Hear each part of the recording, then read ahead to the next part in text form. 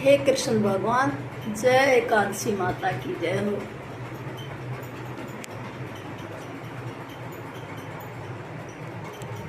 जय हो कृष्ण भगवान, तेरी सदा ही जय।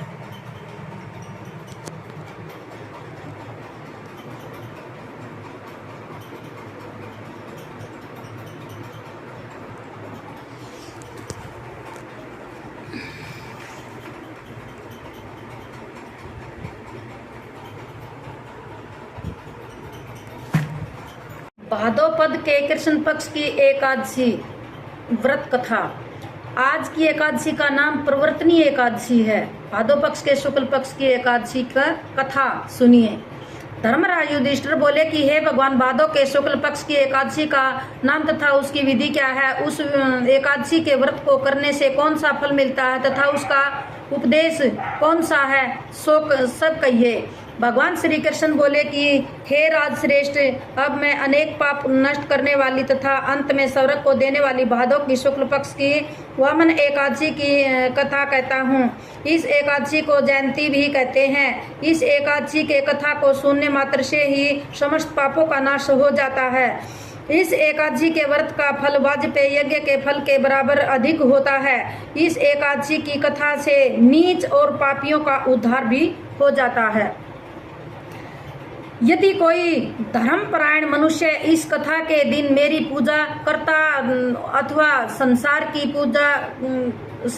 पूजा फल देता है, तो मनुष्य मेरी पूजा करता है, उसे मेरे लोक की प्राप्ति होती है, इसमें कंचित मात्र भी संदेह नहीं है। जो मनुष्य इस एकादशी के दिन वामन भगवान की पूजा करता है, वह तीनों देवताओं ब्रह्मा विष्णु महेश की पूजा करता है। जो मनुष्य इस एकादशी का व्रत करते हैं, उन्हें इस संसार का में कुछ भी करना बाकी नहीं रहता। एकादशी के दिन श्री कृष्ण भगवान करवट बदलते हैं, इसलिए इसे प्रवर्तनी एकादशी भी कहते हैं। इस पर श्री युधिष्ठिर भगवान कहने लगे कि हे भगवान, आपके वचनों को सुनकर हमें महान संदेह हो रहा है कि आप किस प्रकार सोते तथा करवट बदलते हैं। आपने बलि को कैसे जीता, कैसे बांध लिया और वामन रूप धारण करके क्या लीलाएं की, चातुर्मास्य व्रत की क्या विधि है तथा उसके सहन करने पर मनुष्य का क्या कर्तव्य है, सो सब विस्तार पूर्वक कहिए। श्री कृष्ण भगवान बोले कि हे राजन, अब आप पापों को नष्ट करने वाली कथा को श्रवण करो।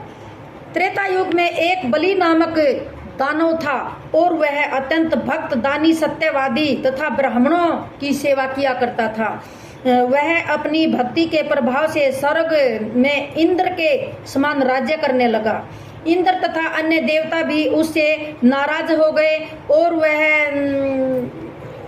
इस बात को सहन नहीं कर सके।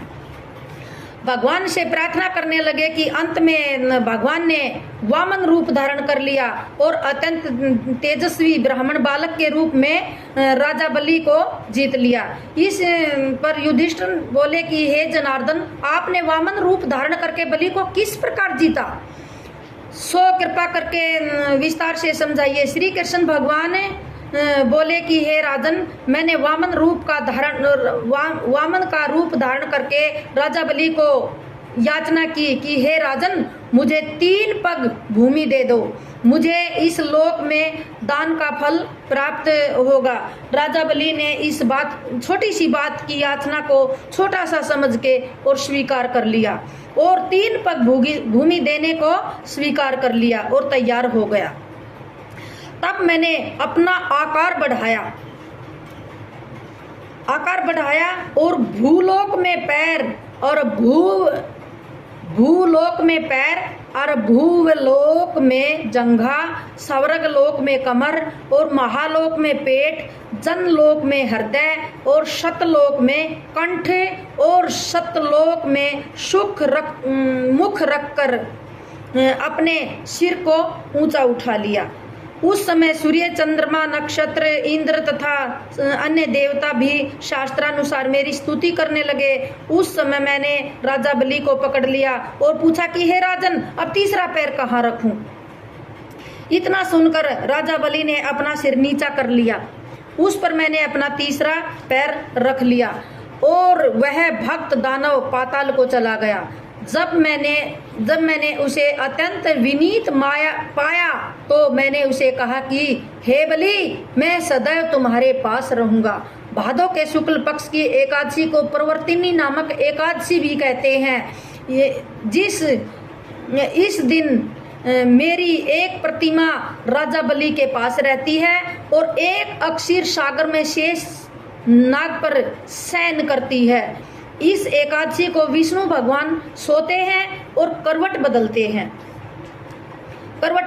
हैं। इस दिन त्रिलोकी के नाथ श्री विष्णु भगवान की पूजा की जाती है। इसमें चावल और दही सहित रूपा का दान दिया जाता है। इस दिन रात्रि को जागरण भी करना चाहिए। इस प्रकार व्रत करने से मनुष्य समस्त पापों से मुक्त होकर स्वर्गलोक को चला जाता है। जो मनुष्य इस पापों को नष्ट करने वाली इस व्रत की कथा को सुनता और सुनाता है, वह अश्वमेध यज्ञ का फल प्राप्त करता है।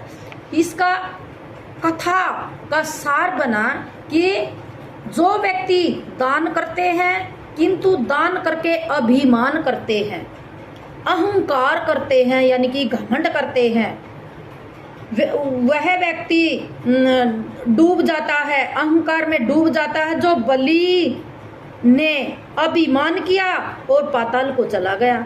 इससे यह ज्ञात है कि अति हर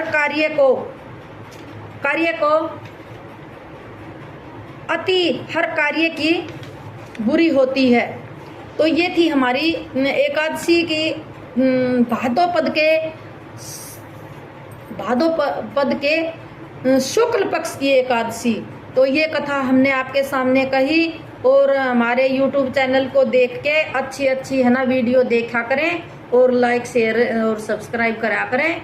हमारा चैनल है गामा के ठाठ YouTube चैनल पर।